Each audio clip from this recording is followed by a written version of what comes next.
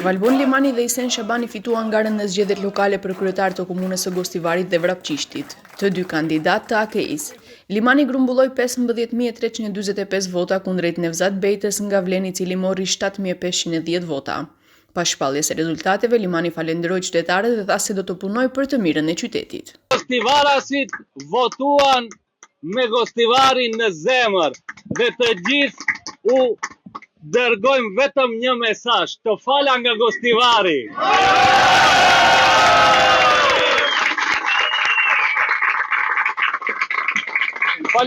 Falenderojmë çdo aktivisti, çdo qytetari i cili votoi, por edhe i cili nuk na votoi. Te këtu zotohemi se edhe unë, edhe i gjithë ekipi, edhe Këshilli Komunal do t'i shërbejmë Gostivarasve mbi gjitha ndershëm dhe do ta bëjmë më të mirën për Gostivarin. Ju falenderoj. Edhe pas humbjes, Nevzat Bejta vazhdoi me akuzat ndaj kundër kandidatit.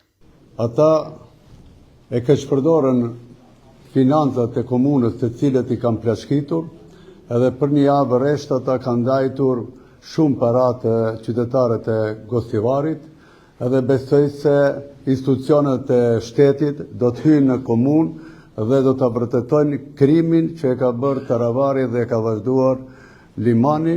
Na do të vazhdojmë me aktivitetet tona edhe besoj se çdo gjë do të dalë në sipërfaqe.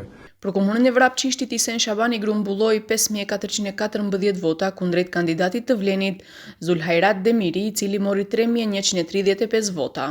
Sonte jemi këtu para jush për të festuar fitoren në komunën e Vrapçishtit, ku ne po të njëjtë të themi kemi një rezultat 2-1, afërsisht nëse përkthejmë në numër të votave, dallimi o diku 3.000 vota jemi në përsi. Falenderim të veçantë për aktivin politik të Aleancës Kombëtare për Integrim. Sigurisht që nuk diskutohet dhe liderëve tanë që na kanë mbështetur maksimum 24-7, zotin Arben Taravari dhe zotin Ali Ahmeti. Na prit të mbara urime. Zgjedhjet e përsëritura pati edhe në Mavrov Rostush dhe Qendrën Zhup. Në Mavrov Rostush fitoi Oner Jakupovski nga VMRO-DPMNE përballë Anes Ahmetit nga LSDM.